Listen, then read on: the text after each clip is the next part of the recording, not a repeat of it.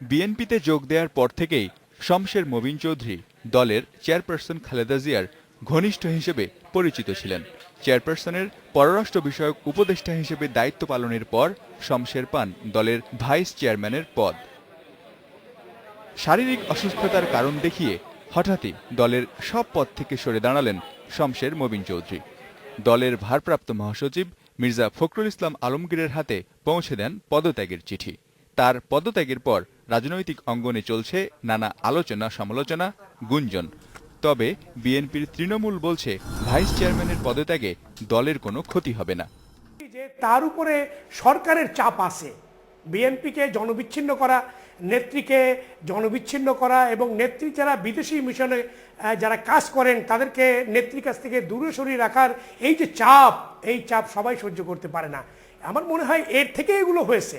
এখন শমশের চৌধুরী আমার মনে হয় উনি বিএনপির কাছে ফিরেই আসবেন, কারণ বিএনপি তার সাথে কখনো দুর্ব্যবহার করে নাই। পদত্যাগের যে বিষয়টা, এই আকস্মিকতায় দলের উপর কোনোই প্রভাব আসবে না বলে আমরা মনে করি। বিএনপি ছিল, আছে এবং অদূর ভবিষ্যতে থাকবে, এই এক্সপেকটেশন আমাদের আছে। শমশের মবিন চৌধুরীর পদত্যাগের পরপরই কড়া প্রতিক্রিয়া জানান আওয়ামী লীগের নেতারা। দলের যুগ্ম সাধারণ সম্পাদক মাহবুবুল আলম হানিফ মনে করেন, একের পর এক ভুল ও অপকর্মে বিএনপি নেতারা এখন দিশেহারা। বিএনপির ভ্রান্ত নীতির কারণেই শমশের মবিন চৌধুরী পদত্যাগ করেছেন বলে মনে করেন হানিফ।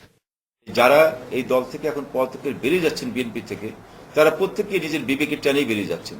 কারণ বর্তমানে বিএনপি বেগম খালেদা এবং তার পুত্র তারেক রহমানের যে সন্ত্রাসী কর্মকাণ্ড, যেটা কখনো কোনো রাজনৈতিক কর্মকাণ্ড হিসেবে বিবেচিত হতে পারে না, তো এটা কোনো সুস্থ বিবেক, সুস্থ চিন্তাধারার মানুষই এটাকে গ্রহণ করতে পারে না। আমার মনে হয় যে বিএনপির ভাঙন এখন অনিবার্য।